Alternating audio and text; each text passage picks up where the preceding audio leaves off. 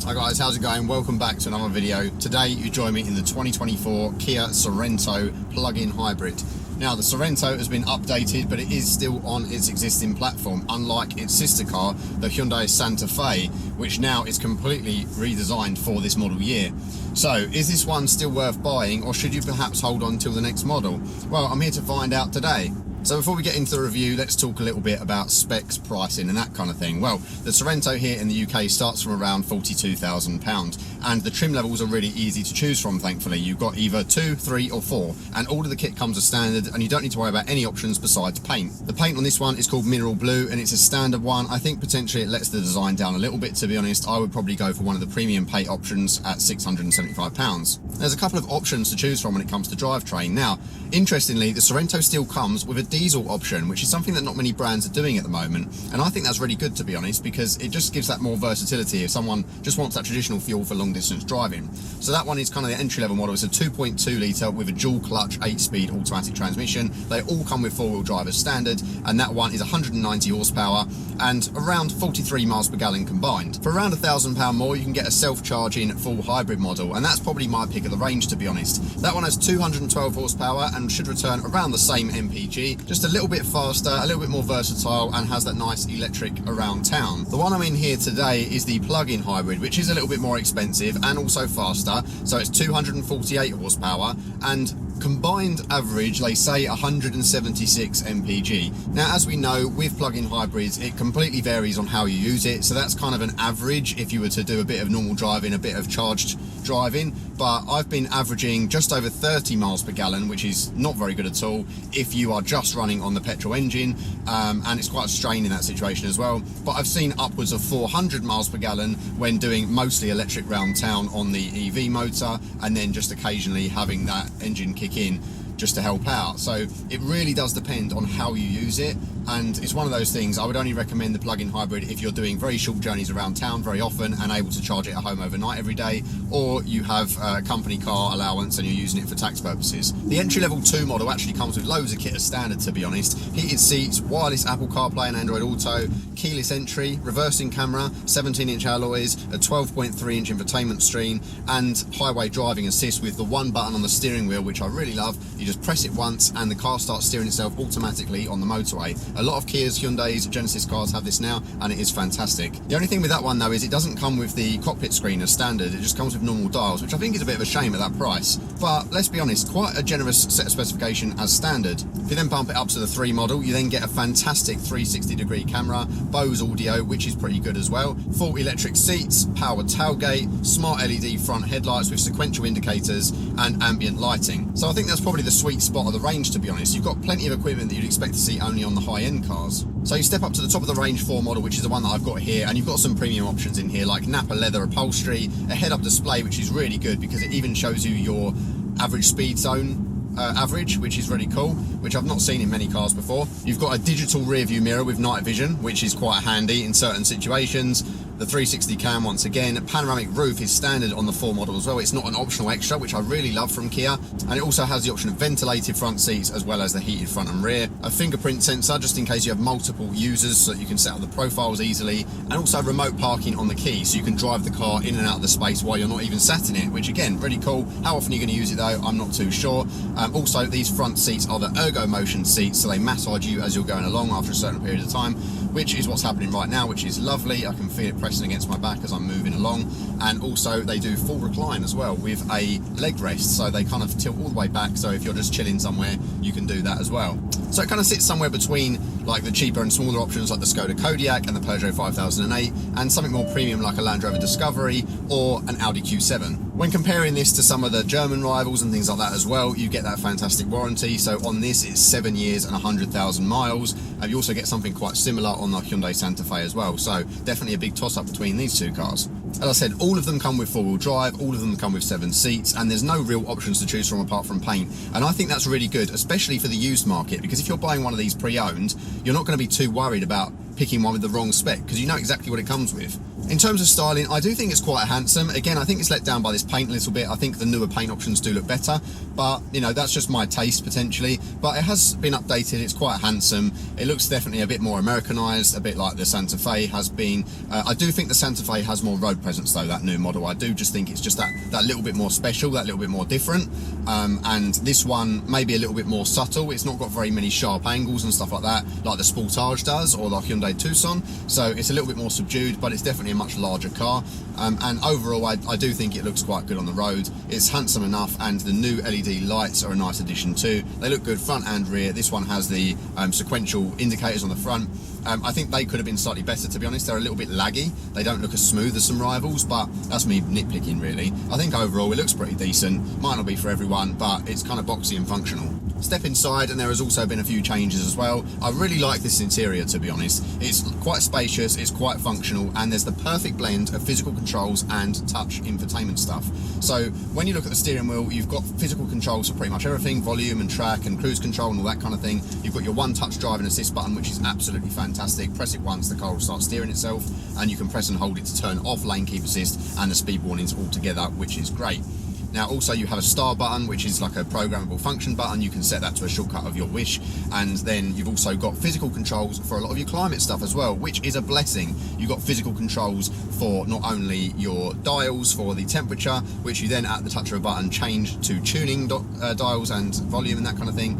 Like, it's just a multiple setup. So this was kind of introduced, I think, in the EV6 a few years back, and it's kind of stuck to a lot of their cars, and it's really good. You can either have it as climate control or as infotainment control at the flick of a switch. And it's just nice to have those physical dials there. It's really good. You've got a physical toggle for your heated and ventilated seat, which is within reach of both yourself and the passenger. And you've also got the same thing for the steering wheel. You've got a heated steering wheel button, physical again. Great, love it. Don't have to faff about with the infotainment, and that is essential for me. You've also got physical controls for your drive modes and your terrain modes. So you've got Eco, Sport, Smart, and then you've got Snow, Mud and Sand. And then you've also got your hill hold assist and like your hill descent assist and that kind of thing. All physical buttons. And then you've got some physical buttons over the right hand side for your traction control and also your remote tailgate and all that kind of thing. It's just a great blend, because you've then got a fantastic infotainment screen, which is really fluid, has loads of extra features, such as, for example, your voice memos, so you can just jot stuff down as you're driving along. You've got a quiet mode, which is really good as well, because that means that if you've got kids asleep in the back, you won't affect them because it shuts off the speakers. There's like a valet mode, like all sorts of different stuff in there that's really good, and your drive profile, so that you can set it up for several different people. The Kia Hyundai infotainment, I think, is one of the best in the business, full stop, and this one is really, really responsive, as you would expect it to be. I think the only thing to bear in mind is that there's no physical dial like a BMW iDrive style dial like you get in the Genesis cars, which you can use to control it while you're driving along. It is all done through the touchscreen. But thankfully, the touchscreen is angled towards me, and it's all very ergonomic, it's all very within reach, so I'm pretty pleased about that. The display in front of me displays just enough information. It's not as good as the Volkswagen Audi Group stuff with the virtual cockpit and the maps and that kind of thing, but it shows you your trip information. The font's really nice. It's a nice, easy to use display, and when I indicate, it comes up with the blind spot monitoring cameras, which are fantastic. It just means that when you're changing lane and stuff like that, you just get that extra view to make sure that you're not going to hit anything. I think it's really good. You've got a bit of night vision on there as well. Overall, it's just a fantastic system and really fluid. I can see information about the traffic sign recognition, which you can hear beeping at me at the moment because we're in a average speed zone. It also tells me what drive mode it's in, whether it's in full hybrid or electric or whatever it's going to do.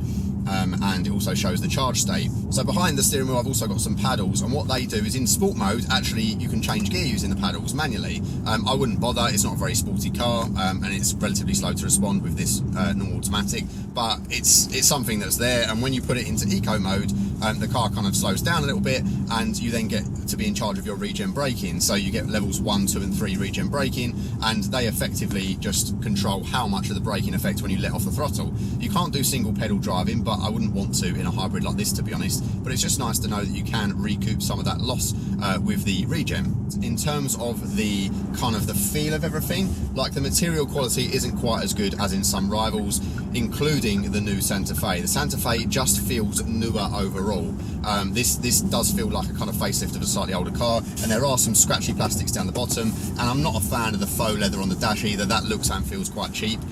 Overall, the design in here just isn't quite as modern as some of its rivals, but I would probably overlook that on the basis that it is so much more functional and really easy to use, and just, you know, just a lovely place to sit. You do get a touch of ambient lighting on this model as well, and you get the digital rear view mirror, which again is night vision. That's quite cool, and pan roof on this model as well, which is really nice to have and really lifts the cabin in terms of how airy and light it is. You also get a reasonable amount of storage. You've got a big centre section here with some storage in. The glove box is relatively small for this size of car, as are the door bins, which is a little bit of a disappointment, but I guess a lot of the focus is on the rear area and the cargo space, so you know that's probably where you're going to be spending a lot of your time. You've got USB-C charging pretty much all round, including in the seats here, so if you're in the second row you can plug in your cables without them dangling around, which I think is a really nice touch. These seats are really nice. You get a good driving position. I can get a lot of adjustment electrically on the steering wheel. I can rest my elbows, and I've got the massage function. I've got lumbar four-way. I've got electric leg rest. Overall, I can get a really good driving position, and I'll be really comfortable on a long journey. No major complaints at all there. So the row behind me, really good. It's pretty much a flat floor. You've got air conditioning controls back there. You've got a socket for electrics. You've got USB-C charging, and it also slides forward a little bit, reclines a little bit. You've got a 60-40 split, which is good, and you've also got an armrest with cup holders, so plenty of versatility there, and you can adjust them accordingly. I find that I've got plenty of space sat behind myself at 6 foot, and plenty of headroom even with the sunroof on this model. Overall, no complaints at all really. I'll be happy back there on long journeys with 2 adults, 3 at a push. The third row, the sort of the 2 extra seats, that's where it's going to fall apart a little bit. It's very flat to the floor, and they're only really suited to children, I think. You wouldn't want to put adults back there. Like, my knees are really high up back there, and I'd need the second row slid all the way forward to fit back there. So, you know, smaller children will be absolutely fine, but it's not a car to carry 7 adults, but you wouldn't really expect it to be necessarily. You've got ISOFIX points back there, the kind that squish between the seats, so no covers to lose, which is one bonus, but it might look a bit tatty after a while. But the third row actually does have cup holders as well, and air conditioning controls, and USB-C outlets as well, so they don't go missed with any of the features that are in the second row. In terms of the cargo space, it's actually bigger than a Skoda Kodiaq. It's really impressive. Now, in terms of how you're going to get access to that, you've got a button that folds down the second row seats from the back, which is handy, but you can't electrically raise them, which is a bit of a shame. It means you have to come around and manually do it using 2 hands and the levers. But the seat belts stay well out of the way, so it is easy to do, and you can slide them forward and back. Not too much of a faff getting into the third row either, but again, wouldn't recommend it for adults. I struggled to get back in there. But with the rear section folded down, the boot is pretty cavernous. You've got no load lip. You've also got, if you've got the 7 seats all up, then you've got a space to store the load cover as well. It kind of slots in at the bottom, and there's still enough space in there for a few shopping bags. The only thing that annoys me a little bit is there's no underfloor storage really, apart from there's a jack under there, but there's no space for me to put the charge cable, so I find that it's just sliding around in the back all the time. Like, it would have been nice to have a hook for it or something. But yeah, it's easy to operate all those rear seats. The one thing that I think is just missing is that electric function for the second row to come back up, rather than having to go around and do it manually. But beggars can't be choosers. I don't necessarily think you'll be putting them down all the time anyway. It's just if you want to basically have a massive cavernous van-like space to put stuff in. So in terms of driving, as I say, I've got the plug-in hybrid model here, and whilst you've got charging it, it will bumble about at lower speeds, and up to motorway speeds even, in full EV mode, until that engine needs to kick in, or you kind of kick down, and then the 1.6 turbo 4-cylinder will kick in and take over and help out. Overall, it's quite a smooth experience. Like I said, a bit firm round low speed, kind of in town and going over bumps and stuff like that. It's quite manoeuvrable at low speed, and it's not as refined as some of its rivals. I think one of the key issues that you're going to have with this is that 1.6 turbo hybrid does definitely feel strained when it is mainly the engine that's in use. It screams quite often and sometimes misses the gear that you want and stuff like that. And when you really floor it, it just does feel a little bit like it's on its last legs, because you're trying desperately to utilise all of that power. It's a big heavy car, over 2 tons to lug around, and that does really show on some of the roads that I've been driving. If I floor it out of here, you can hear, and you do hear a lot of that engine noise because it's quite close to the front here. So yeah, it's just not as refined as some other cars. The 2.5 litre turbo in the Genesis GV70, whilst not a hybrid and not as economical, it is much more refined. And of course, you know, some of the other cars from Hyundai and Kia, like the smaller ones, because they're less heavy, they're going to feel a little bit better with this power plant as well. but overall it's a serviceable car. If this is the sort of thing that you're mainly driving around town or just doing long distance cruising, you're not going to really notice that, and I don't think with this amount of weight and this heft and this size you're really going to be doing much spirited driving either. But I'll be happy to report that like it doesn't handle too bad. There's definitely some kind of like wiggle and input delay on the chassis, but again, it's not something that I'm planning to smash down a B road anytime soon. The brakes are quite responsive, even though they are obviously doing some regen and stuff like that. And you do notice, like if I put it into sport mode, the side bolsters electrically start kind of coming in to hug me a little bit better, and I do get a lot better response out of the engine. It feels a little bit less strained, so I don't know whether it just kind of changes the mode of the throttle response and that kind of thing in the accelerator, but it definitely makes a big difference when it comes to how much the car is working. If I put it in eco and try and do that same thing, it just doesn't feel very responsive at all, so it definitely makes a difference, that's for sure. I think long distances are going to be good in this though, especially if you go for the diesel option or if you go for the full hybrid, because you don't have to worry too much about the kind of plug-in and charging side of it. And that's probably going to be why some people lean into this car, because they want those older powertrain options. Personally, I prefer the full hybrid options. I'm not really a plug-in kind of guy because I do quite a lot of long journeys, so I'd rather a full hybrid or an EV with a long range. This isn't necessarily for me, but if you're just pottering around town a lot, this is going to be great because it moves around on electric mode quite a lot. Like it's in full EV at the moment. It's not rapid, but it's smooth and it's quiet, and yeah, it feels okay. In terms of the assists, you've got obviously the speed assist bonging at me, which you can turn off, and the lane keep assist is really good. It's not too intrusive. It gives you haptic feedback if you stray over the lines, and you've got that one button driving assist on the highway, which takes fatigue out of long distances by a long way, because you don't have to worry about kind of keeping in lane. The car will steer for you as long as you've got your hands on the wheel, and combine that with a heated steering wheel and a massage seat, and you're pretty much golden. It's super manoeuvrable around town as well, thanks to all the cameras. You've got the 360 cam, which also includes a front camera, so if you're really close to something, you can't quite tell if you're going to hit it, that comes up and shows you what's going on there, as well as the rear cam. Overall, it's just super easy to park, and on this 4 model, I've got remote parking as well if I need to get out of a tight space, so I don't really find the size a problem, even on UK roads, to be honest. And because of its boxy shape, I can kind of position it quite well on the road as well. Even going down a country lane that's quite narrow and tight, I can tell where the corners of the car is, which is really nice. And some cars, you don't get that because of just the way it kind of feels. So let's get it up. Let's do some. I'm going to get it in sport mode so it's a bit more responsive, because it's in eco at the moment. There we go, sport mode. There we go. The throttle response is a lot better in sport mode. And I'm going to hustle it up this road a little bit. Now, it's not fast by any stretch, about 8.8 seconds to 60, I believe, and that's sufficient for a big family car. You don't really need it to be quicker than that. As you can hear, it probably does sound a little bit strained, especially as I'm kind of giving it some beans around here. Corner's relatively flat though. It's not worrying me in any way. I don't feel like I'm going to suddenly tail off the road. The 4-wheel drive gives me confidence, and it's nice to be able to do some light off-road duties in this thing as well.